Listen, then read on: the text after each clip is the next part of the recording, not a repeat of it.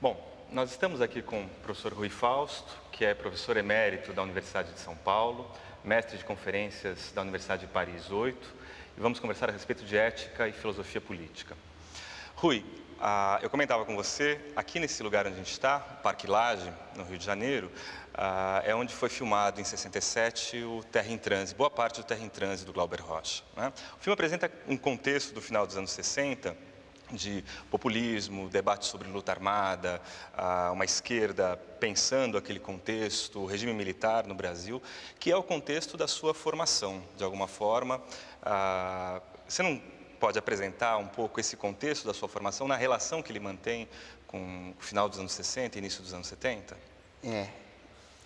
Na realidade a minha história começa antes, digamos, né? Começa antes. Eu frequentei os pequenos grupos de esquerda anteriores a 68. Então, de certo modo, em 68 eu já era um pouco veterano nessas coisas, né? Bom, se vocês quiserem a minha história, na realidade eu sempre tive, digamos, um pé na universidade, nos problemas teóricos, e um pé em coisas que eram extra-universitárias. Não que eu tenha sido, que eu seja homem político, coisa desse tipo, mas eu sempre tive preocupações extra-universitárias que se ligavam com as preocupações universitárias, né? E digamos que isso vai se cristalizar de alguma forma em 68, mas já há uma espécie de pré-história antes disso, né? Eu tinha interesse grande por política e me interessei bastante por filosofia, em especial por lógica, mas num sentido muito geral, e fiquei um pouco entre essas duas coisas, de tal forma que minha série de livros mais importante é em torno de lógica e política. E eu, desde cedo, comecei a trabalhar muito o Marx, que era, digamos, a referência. Alguém da nova geração perguntou, mas por que você escolheu o Marx? Eu disse, não, eu não escolhi, foi ele que nos escolheu, né? Quer dizer, essa geração não se tratava de uma série de possibilidades de um programa de filosofia em que a gente dizia este ou outro, não, aquilo se impunha na época, né? E então eu comecei a trabalhar muito o Marx Mas ele era presente na universidade? A leitura do Marx era presente na universidade? Não, eu começo antes disso, eu começo, digamos, me interessando por Marx pela via dos grupos em que eu participava, dos grupos de extrema esquerda, grupos anti-stalinistas, mas leninistas. Bom, depois há um longo caminho que termina com a crítica do Marx, que começa com leitura do Marx, etc., e que termina. Mas aí entra uma série de coisas pelo meio de várias ordens, né? Tem a política brasileira, tem as viagens, que estão ligadas um pouco à política brasileira, mas não só, porque houve uma primeira viagem como bolsista para a França, que tem a ver com a história da faculdade, porque... Da formação da USP, né? Da USP, tem muito a ver com a formação da USP. Mas nesse contexto, em 68, regime militar, quando vem a repressão mais dura do regime, você sai do Brasil? Eu saí do Brasil, ficou insuportável, bom, eu não vou detalhar a história toda, mas eu tive que sair do Brasil, e aí eu participei na faculdade. Na realidade não estava ligado a nenhum grupo diretamente, mas finalmente todos nós estávamos ligados a tudo, né? E eu tive que sair e fui para o Chile. E passei uns 2 anos mais ou menos no Chile, 68, 2 anos e meio mais ou menos no Chile. Governo Allende? Governo Frei no início, depois governo Allende, que foi muito interessante, foi uma experiência muito interessante. E de lá eu resolvi continuar meus estudos na Europa, porque eu já tinha sido bolsista na França, por conta dos acordos entre o Departamento de Filosofia, USP e França, né? Daí eu fui e veio o golpe chileno. Então eu tive muita sorte, porque eu escapei do golpe brasileiro, os riscos eram grandes, mesmo para quem não tivesse diretamente ligado, mas estávamos todos muito ligados, né? E escapei do golpe brasileiro e escapei do golpe chileno. Escapei dos dois, tive muita sorte. Me sinto um pouco um sobrevivente nessa história, né? E foi ser docente na E Universidade aí de Paris. eu já era, não sei como é que se chamava, instrutor na USP, e a gente ganhava, finalmente a gente tinha esse nome muito modesto, mas a gente não ganhava mal e tinha um certo peso lá dentro. E fui parar no Chile, e lá eu consegui, eu me tornei professor da Universidade Católica de Santiago. Quem me apresentou até foi o Hernani Fiore, que era um brasileiro exilado, que era um filósofo católico, né, que tinha saído do Rio Grande do Sul. E foi ele que me facilitou, eu me tornei professor lá. Foi uma experiência interessante, eu fiquei fazendo reorganização do departamento e espiando muito o país e a experiência toda. E aí eu fui para a Europa, pensando em voltar, aí veio o golpe chileno e eu fiquei pela Europa e lá comecei uma nova carreira. Aí eu me tornei, aí eu defendi 2 teses e virei professor de método de conférence, que é uma espécie de equivalente livre-docente em Paris 8. E só não virei professor titular por causa de maracutaias locais ali. E passou 3 décadas lá. E passei 3 décadas lá, na França, mas depois comecei a vir ao Brasil, retomei os meus contatos com a USP, quer dizer, finalmente eu tive um pé, tenho um pé na Europa e um pé aqui. E realmente não me queixo, porque é uma experiência muito, muito enriquecedora. Quer dizer, as atmosferas são diferentes, a bibliografia é diferente, e esse confronto dos dois. Mas eu acho que eu me alimentei com disto, né? Mas esse contexto, particularmente o inicial que você citou, final dos anos 60, início dos anos 70, o golpe no Brasil, o golpe no Chile, é um contexto muito polêmico para se pensar a política e a ética também. Isso se manifesta no teu trabalho? Quer dizer, como que você vê a relação entre o contexto que você viveu e os percursos que você seguiu pensando na filosofia? Na realidade o peso é um pouco mais geral. O peso político é muito grande, muito grande. A minha preocupação, que era a preocupação da época, e de certo modo isso existe ainda, que era a tentativa de fundamentar ou de legitimar um projeto que na época era um projeto revolucionário, né? Na época era um projeto revolucionário. Hoje diria era um projeto de esquerda, e a gente não estava satisfeito com a ideia de que o socialismo era assim que a gente pensava as coisas, de certo modo é assim que eu penso, mas esse socialismo já não tem muito a ver com aquele, não poderia ser justificado pela ideia de que ele vai vir, né? Ele vai vir, é o futuro. Bom, o futuro pode ser muito ruim, né? O que parece óbvio, mas a ideia de progresso era tão profunda na cabeça da gente que para muita gente o fato de que ele viria bastava. Isso para mim não bastou. Quer dizer, para mim não só, essa era uma discussão mais geral.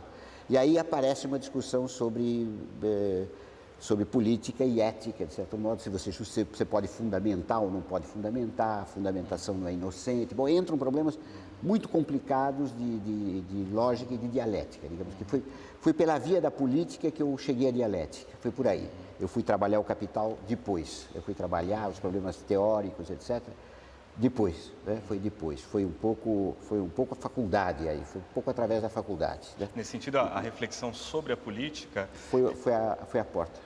Foi a porta de entrada, mas o problema de pensar a filosofia política, pensar a política a partir da filosofia, era essa contraposição, uma concepção determinista, Era reflexão filosófica em torno da política, entendeu? Eu acho que era interessante, ao mesmo tempo ela era limitada, ela tinha um escopo assim muito preciso, mas era isso, era pensar a ideia de fundamentação da política, fundamentação ou não, porque o problema era saber se fundamentava, se o ato de fundamentar é inocente ou não é inocente. Bom, isso nos leva para o Hegel, isso tem consequências enormes.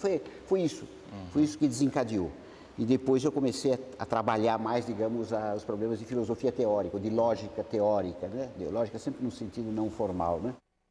Mas pouco a pouco eu fui ficando com uma perspectiva crítica, entendeu? Digamos que há 20 anos, há 30 anos, mais de 30 anos, que eu não me considero marxista, por exemplo. Então, esse foi o meu caminho, digamos, né? mas me considero ligado à dialética, né? Ligado à dialética, essa tradição que... Mas, de alguma maneira, o interlocutor, ou os interlocutores, nessa sua reflexão sobre a política e sobre aquele contexto, esse contexto que vem da década de 60 para cá, que, de alguma maneira, é o contexto da tua vida, o interlocutor para reflexão a respeito disso é Marx ou é Hegel. É um pouco... A filosofia, ela olha para... Essa é uma chave relevante para olhar... Quer dizer, digamos, era Hegel, era Marx, depois passa a ser Adorno, né? Era Hegel, era Marx, era Adorno. Mas isso é a teoria. Eu tinha outras referências. Eu era leitor, era e sou leitor de política. Então, eu era, na minha juventude, eu fui trotskista. Hoje eu tenho reservas muito grandes em relação a essa figura, com exceção do jovem. Muitos foram o jovem era, muitos foram, né? O clube dos ex é muito grande, tem de tudo lá dentro, como os ex mal. Bom, mas... Então tinha as referências políticas, quer dizer, esse autor, esse personagem de quem nós falamos é um dos autores que eu mais li, né? Mais li. Aliás, se eu contar toda a história, depois voltou uma reflexão especificamente política. Então eu tinha um pé, de um certo modo, eu tinha um interesse grande por filosofia ligado à política, mas que não se esgotava na política. E ao mesmo tempo eu fazia as minhas leituras políticas embaixo da mesa, porque depois eu virei filósofo, e então a minha profissão não era ler política, então eu lia escondido, de um certo modo, escondido de mim mesmo, né? Até que, uma certa época, isso estourou, lá pelos anos 90, muito tarde, aliás, nessa história toda, considerar que eu sou tardio, sou, como é que se diz, o sujeito fetal, que demora muito, que leva muito... Bom, aí entram muitos fatores pessoais, eu não vou entrar nos detalhes, enfim... Perdi minha mãe com 3 anos e meio. Bom, tem toda uma história de toda uma história pessoal. É gozado, a história do indivíduo é realmente confluência de história universal, de história do Brasil, de história da família. Uma coisa entra dentro da outra, né? Sobredetermina ou limita. Mas invertendo, por exemplo, essa relação, você fala do seu duplo interesse pela filosofia e pela política. Essa política da qual a filosofia fala dialoga com facilidade com essa política do dia a dia, com esse nosso cotidiano? O dia a dia é mais complicado. O que caracterizava os grupos de extrema esquerda nesse tempo era a sua ignorância em matéria de Brasil, do cotidiano. Era gente que tinha um certo número de coisas na cabeça que eram interessantes. Por exemplo, a gente considerava o Stalin um bandido. Nessa época, na esquerda, havia 0,00001 que tinha essa opinião. O Stalin... Bom, então, no plano internacional, apesar de muitas ilusões, com o leninismo de Diabo 4, tinha coisas positivas. Mas a gente não sabia nada de Brasil, tinha uma visão completamente abstrata do que era o Brasil, enfim... se interessava pela política brasileira, mas, de um certo modo, esses clássicos da política caíram na... Essa é a minha experiência, não é? Depois vem 68, foi um pouco geral também, né? Que tinha os esquemas que vinham ou dos clássicos da Revolução Russa, ou depois dos cubanos, não sei mais o quê, né? Então, a política brasileira entrou muito, mas a gente não sabia nada. A sociedade se apropria desse debate da filosofia no seu processo? Não. Nós, lá nessa época, não. Quer dizer, o que aconteceu? O pessoal se lançou na história da luta armada, se sacrificou, mas é difícil dizer... Mas mesmo para além daquele contexto, no contexto atual, por exemplo... Depois mudou, né? Depois muda, depois a gente trata de entender o país, critica aquelas grandes coisas, para mim foi a crítica passada a crítica do stalinismo, a crítica do leninismo, foi essa a minha história em matéria de política, sem abandonar a esquerda, essa é a história. Sem abandonar a esquerda, passar da crítica do stalinismo para a crítica do leninismo. Isso foi um longo processo. Em filosofia, digamos, diversificar os interesses. Esse é. O outro é pensar mais o Brasil, se integrar mais na política brasileira, não ter isso vem um pouco também da própria crítica dos clássicos, né? E aí começou a haver um interesse cada vez maior. E, digamos, a gente faz o que pode, a gente tenta seguir a política brasileira, tenta opinar. Bom, eu acabei escrevendo para jornal, tratando de... Mas a política é efetiva nesse debate? Você acha que ela interfere de maneira efetiva no debate cotidiano sobre a política? Sobre a política, olha... Porque ela é observada, Você fala hoje? Hoje. que é a intelectualidade nisso tudo? Vocês podem dizer melhor do que eu, porque eu estou fora do Brasil, mas que em alguma medida, mas é um pouco difícil. Eu ouvi recentemente alguém que dizia que a imprensa tinha um peso grande até uma época recente e que atualmente não tem muito, porque tem o corpo dos políticos que mais ou menos controla isso tudo. Eu acho que houve cada vez mais, houve um número cada vez maior de intelectuais que fizeram intervenções na política. O que isso pesa? Eu tenho dificuldade para julgar. Eu acho que a gente é obrigado a fazer isso. Eu me pus a fazer, inclusive, artigos de jornal. Bom, eu tenho fases e fases. Eu vou lá, me ocupo disso, depois me retiro. Eu estou fora, tem mais esse problema. Eu me interesso pela política francesa. É pensável que isso tenha ou possa vir a ter algum efeito. Bom, eu sou não sou o que está mais em evidência, teve vários que participaram. Agora, é um peso relativo, né? Eu acho que é um peso relativo. Vamos ver para o futuro o que pode ser, o que isso pode significar, mas, digamos, há de qualquer maneira uma relação com o país, hoje, eu acho, por parte de uma boa parte da intelectualidade da esquerda, talvez mais concreta, mais viva do que era na época, que era muito marcada pelos grandes modelos e coisas desse tipo. Hoje eu acho que é um pouco mais de interesse pelo dia a dia, etc. Eu tenho um certo gosto pelo individual, tenho um certo gosto pelo detalhe, pelo individual, que vai a contrapelo da filosofia, que em geral não dá muita importância para isso, né? Então, eu tento compor um pouco esse duplo interesse eu gosto muito de teoria e de coisas abstratas, não necessariamente filosóficas também, mas podem ser de teoria política, mas eu tenho muito interesse por história, por saber o que aconteceu exatamente. Bom, e aí vem o capítulo final da minha história, que é o interesse pelas revoluções do século XX. Faz uns 10 anos, mais ou menos, ou 15 anos que eu leio, eu continuo lendo filosofia, etc, etc, mas eu retomei as minhas leituras de juventude e trabalhei muito, estou dando cursos sobre isso, sobre as revoluções, com uma perspectiva muito crítica, sim, entendeu?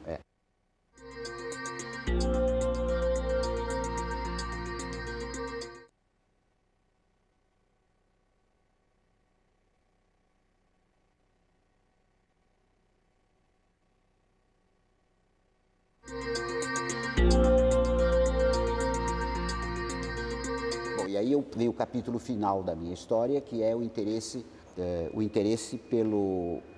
pelas revoluções do século XX. Faz uns 10 anos, mais ou menos, ou 15 anos que eu leio, eu continuo lendo filosofia, etc, etc, mas eu retomei as minhas leituras de juventude e trabalhei muito, estou dando cursos sobre isso, sobre as revoluções, com uma perspectiva muito crítica, sim, entendeu? Esse debate sobre revoluções, né, particularmente se a gente pega do final do século XVIII para cá, marcadamente o início da Revolução Francesa, Revolução Americana, pauta muito o debate posterior, eventualmente até contemporâneo, quero te ouvir a respeito disso, a respeito da política e da ética também. Estes dois temas são jogados no centro do debate. De alguma maneira, talvez a gente possa descrever o início de um ímpeto revolucionário, de construção de uma sociedade diferente, a partir do projeto do século XVIII, que é um projeto iluminista, e que ganha várias formas depois disso. O contexto atual não é um contexto de crise desse modelo, de crise da ideia de uma nova sociedade construída a partir do projeto, no qual a filosofia tem um papel importante? Bom, eu vou continuar um pouquinho a minha história, não por narcisismo, mas porque talvez fique mais claro, e aí a gente poderia cair entrar numa discussão um pouco mais geral, né? A partir de um certo momento, me pareceu que seria preciso, eu senti necessidade de retomar esses trabalhos propriamente políticos, essas leituras propriamente políticas e históricas, porque existe ainda muita confusão a respeito dessa história. Quer dizer, além de, em primeiro lugar, é preciso conhecer bem os fatos, né? E esses fatos não são bem conhecidos. Quer dizer, eu comecei a trabalhar a Revolução Russa, por exemplo, bom, não se sabe, ninguém fala Ninguém fala da insurreição. Quantos conhecem a insurreição de Kronstadt, a insurreição de marinheiros contra os bolcheviques? Bom, ninguém conhece essas coisas. Tem gente que pensa que isso é velharia, né? Na universidade tem gente que pensa que a gente está trabalhando com medalhas antigas, alguma coisa assim. E na realidade essas coisas, a meu ver, são questões essenciais para a esquerda atual. Para a filosofia também? Para a filosofia. Porque os fatos transitam mal por dentro dos departamentos de filosofia. Exatamente, mas meu compromisso não é com a filosofia. Meu compromisso é com o pensamento e com a política. A filosofia entra aí. Eu tenho um pé na filosofia, digamos. Mas eu tenho um pé fora também. Então, a partir de um certo momento, eu quebrei o formalismo de que eu tenho que fazer filosofia. Eu não larguei a filosofia de jeito nenhum, mas eu comecei a trabalhar esses temas sem me preocupar com a ideia de que eu não sou historiador, pouco me interessa o que eu sou, né? Entendeu? Isso não me interessa. E eu comecei a trabalhar. E aí, todo um trabalho a fazer, não se conhece os fatos em primeiro lugar, então a empiria é a mais urgente nesse caso, entendeu? Precisa começar por isso. Então vem um aluno ali que declara que ele é leninista. Você, tá bom, você é leninista, mas escuta, você sabe o que aconteceu? Ele não sabe nada, não tem ideia disso. É aluno e professor também, né? De vez em quando também é professor. Então a primeira coisa é saber o que aconteceu. Aí o modelo é um pouco Aristóteles, essa coisa da empiria, e a especulação não fica fora por causa da empiria. Você encontra a especulação na empiria. Você pensa os fatos e de lá você tira. E aí você transita para a história, para a antropologia. Então eu comecei a trabalhar muito isso e fazer história, de um certo modo. Eu quero fazer filosofia da história, mas fazer filosofia, se quer fazer filosofia da física, tem que ser pelo menos um físico amador. Quer fazer filosofia da história, tem que ser um historiador amador, bonzinho. Historiador amador, porque, bom, eu até me meti a estudar russo, por exemplo. É muito difícil, é tarde, mas até isso eu faço atualmente. Isso é um pouco... Não sei se é muito sério, porque é tarde e difícil, mas até isso eu tento fazer. Bom, então tem esse trabalho a fazer. E eu acho que ele é essencial, principalmente no Brasil. Então a primeira coisa é saber o que aconteceu. A primeira coisa é saber que precisa saber disso. E você diz, os filósofos não se interessam. Não é que os filósofos não se interessam. Os filósofos não se interessam, os politólogos não se interessam também. Os historiadores no Brasil, quando se interessam, em geral eles estão preocupados com outros problemas. E quando se interessam por esses problemas, salvo muito poucas exceções, é gente ainda muito ligada à tradição, etc. Porque o que eu estou fazendo o que eu estou fazendo com colegas, são coisas críticas, né? Nós fizemos um colóquio sobre a Revolução Russa, trouxemos gente de vários países, tudo uma leitura crítica disso, né? Bom, eu acho que isso é essencial. Para começar, a gente vê que isso escapa da universidade. Não tem na USP um curso sobre nazismo, um curso sobre comunismo. A história do século XX escapa pelos dedos. Nem filósofo se interessa, nem historiador. Historiador se interessa um pouco, mas por várias razões não entra. E politólogo, cientista político também não entra. Bom, então existe esse problema. Mas, bom, se você quiser passar para ti... Bom, eu termino um pouco o tipo de interesse. Eu acho que essa é uma batalha. Ao mesmo tempo, a filosofia está aí. Eu me interessei muito por problemas de humanismo e anti-humanismo. Isso é muito ligado à questão da fundamentação da política. Pois esse problema está meio vivo aí, porque agora tem uma espécie de ofensiva do anti-humanismo. Reaparece o anti-humanismo, porque eu diria que na esquerda a confusão, a ignorância histórica, a confusão teórica, né? E a insuficiência na teoria da política, na teoria das formas sociais. Então eu diria que há coisas a fazer em filosofia, em história e em ciência política. Claro, eu não vou fazer tudo isso, mas você tem blocos de pessoas que podem fazer isso. Mas você descreve, então, o seu trabalho diluindo um pouco as fronteiras entre essas sem coisas dúvida, e transitando... Sem dúvida. Essa é a minha coisa. Você sempre fala da necessidade de quem trabalha a filosofia transitar por outras áreas. Bom, todo mundo faz um pouco, mas eu acho que insuficientemente. Tem riscos isso. Isso pode dar em ecletismo e tudo mais. Tem riscos, mas é essencial. E nesse sentido eu acho que os frankfurtianos, Adorno, etc., são um grande exemplo. Entre os franceses eu acho que todos eles leem muitas coisas, mas há uma referência excessiva, eu acho, à sua especialidade. Isso vale para os filósofos, vale para os politólogos, etc. Os frankfurtianos são os que melhor quebram isso, Adorno em primeiro lugar, e isso tem a ver com a organização de ensino na Alemanha. Porque eles estudam duas coisas, entendeu? Então, e a filosofia dialoga necessariamente muito. Os franceses não fazem isso, eles vão ler Na França, eu acho que o melhor exemplo de um sujeito bom, todo mundo lê outras coisas, o Sartre lia tudo, fazia romance, etc, etc. Mas eu acho que o exemplo do sujeito que domina bem problemas externos é o Merleau-Ponty, que é o sujeito que mais dominou, que mais sabia política. E como que nesse debate se relaciona a questão ética com a política que você vem apresentando? Bom, é complexo o problema, né? Porque as relações são muito variadas, difíceis. Nesse problema de fundamentar a política, fundamentar ou não fundamentar, aparece a ética, porque a ideia de uma fundamentação pura e simples da política acaba redundando num certo tipo de ética, né? E era esse o problema. Mas, de um modo geral, bom, se você quiser, vamos tentar partir um pouco de coisas um pouco mais concretas, se você quiser. As relações aí vão aparecer em vários níveis, né? Dentro da política, você tem... Bom, primeiro, esse problema clássico aí nos leva à questão da violência, que é um problema político e um problema ético. Então, por aí. É esse o caminho, digamos, clássico da relação entre ética e política dentro da esquerda, numa ética totalmente posta. Porque o debate sobre ética costuma ser relacionado à ideologia. Pois é, né? E ao mesmo tempo, porque ela poderia descambar na ideologia. E, ao mesmo tempo, evitar a ideia de uma política que seja violência pura, uma política sem princípios, né? Então, de um certo modo, a solução era princípios, mas princípios negados no sentido técnico, princípios que são neutralizados, entende? É como se a ideia do bem estivesse lá, mas de tal maneira, como se ela estivesse lá, mas de uma maneira prudente para que ela não se transformasse em ideologia, entendeu? Quer dizer, se você fala do bem, etc., em política, isso pode virar ideologia e justificação de coisa. Mas se você não falar nada, pode virar pura violência. Então, esse é o estatuto clássico da discussão sobre o problema dos fundamentos de uma política, que era a política revolucionária. Esse é um nível da discussão. Mas existem outros níveis. Bom, hoje se coloca o problema da corrupção dentro da política, que é um nível mais empírico, que tem a ver com esse também, por caminhos que seria preciso explicar melhor. Digamos, ele vai aparecer muito, tem alguma coisa a ver... Ele vai surgir muito no momento em que você abandona uma perspectiva pura e simplesmente revolucionária, né? Se você tiver uma perspectiva pura e simplesmente revolucionária, o problema da corrupção em política aparece como um problema segundo, é assim que ele aparece, secundário na tradição. Mas no momento em que você abandona um projeto utópico de sociedade transparente, coisa desse tipo, o real passa a ter grande importância e...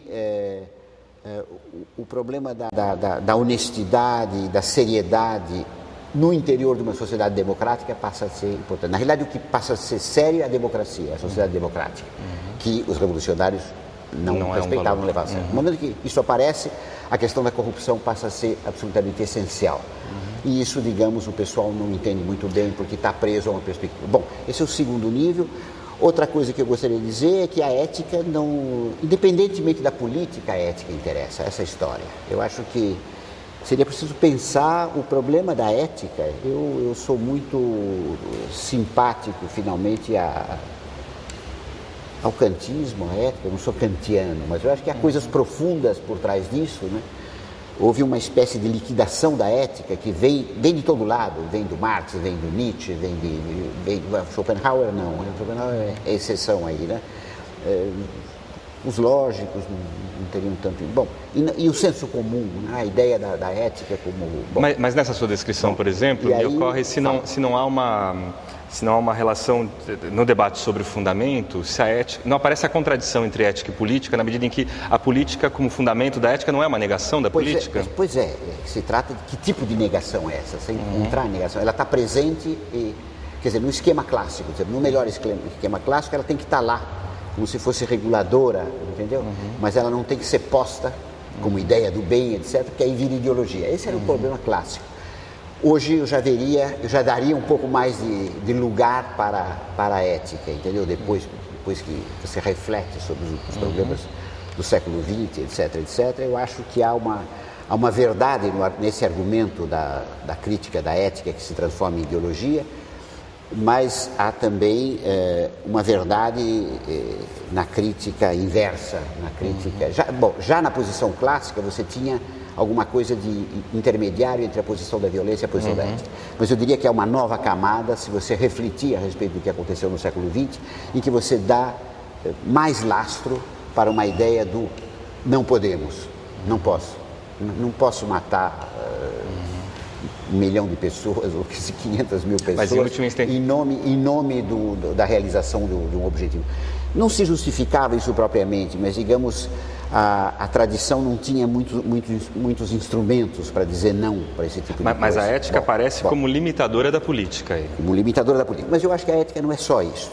Isso é a minha posição. Eu acho que a ética tem um domínio particular. Eu estou convencido de que é preciso cultivar a ideia de ética no plano individual. Isso é desvalorizado, de um certo modo.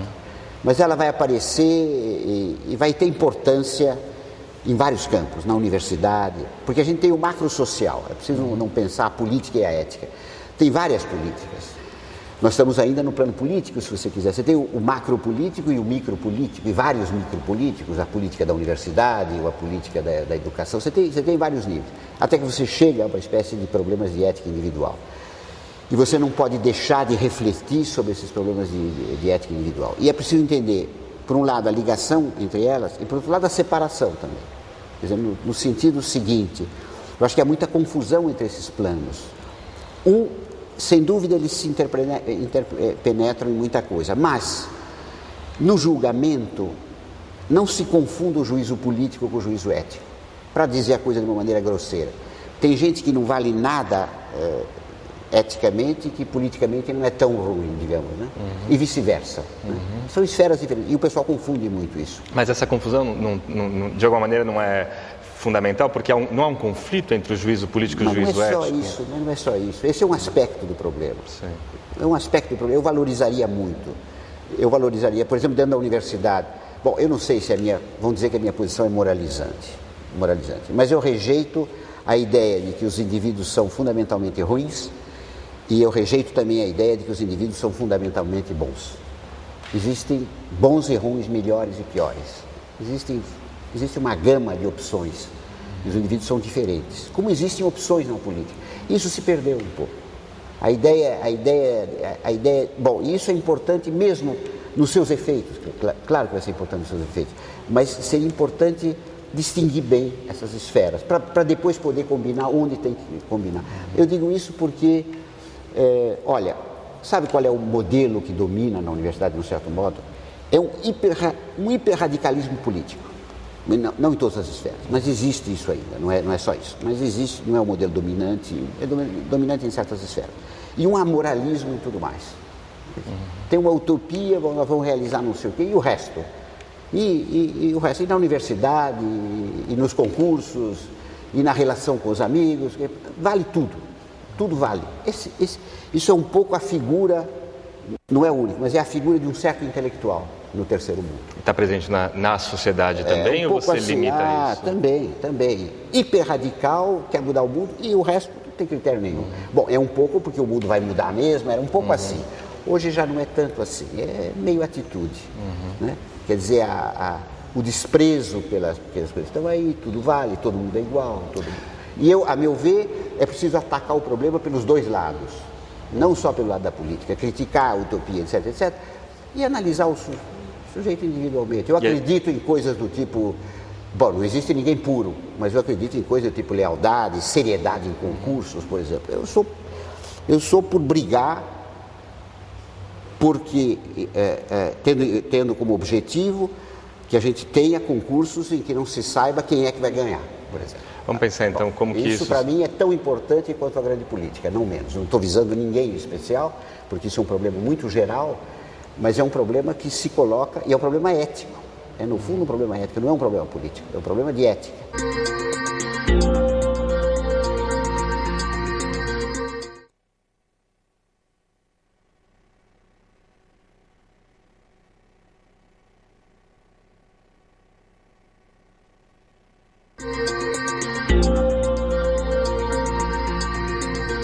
Bom, concordo, não existe ninguém puro, mas eu acredito em coisas tipo lealdade, seriedade em concursos, por exemplo.